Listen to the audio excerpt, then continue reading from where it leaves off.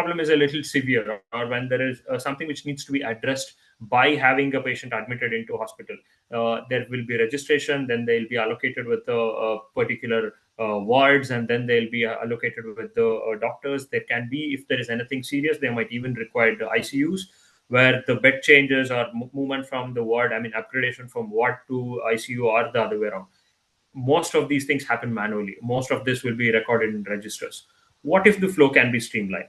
What if it's where we can put out the moment admissions are logged, the moment a patient gets admitted into the hospital, right from there, if it's the first time, they can put out all these things. The healthcare unit people who are in the receptions, in the front desk, can record all these things in the system, and then depending on the severity, the beds can be assigned, and then who's going to take care, what type of care they need, which department, which segment of the healthcare unit has to attend them. Is it physiotherapy? Is it cardiac? Is it orthopedics? Or is it basically ENT?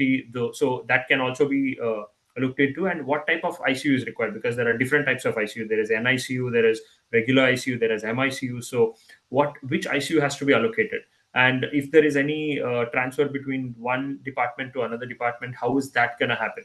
And finally, with all these things done, with a good diagnosis, with a good patient handling, finally the discharge and the billing. So if this can be coordinated and digitized in the system, that would be more advantageous, where less of paperwork, more of quick information. This patient requires a transfer, this patient requires change of department, new doctor needs to take care of, and all these things can be taken up much faster and much efficiently than happening it in a manual way.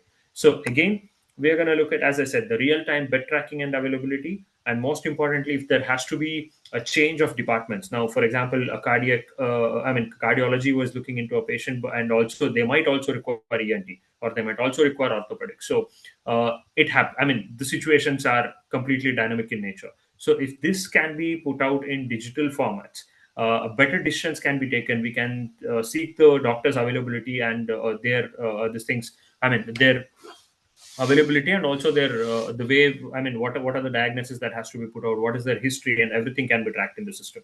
And most importantly, the ICU lifestyle, that is, what is the history, since how many days they were there, what are the prescriptions that they took, the number of doctors that they visited. So all these things, again, we have put out in the system itself, where you can see the hospitalization administration screenshot over here, where it says what is the registration number, that is when the patient gets admitted, a unique number can be generated with the patient number, with the doctors, that is the physician's details, and basically what is the reason for admission, and then what is the type of admission, when did they get admitted, and is there any transfer history from one ICU to another, or one bed to another. All these things can be tracked over here.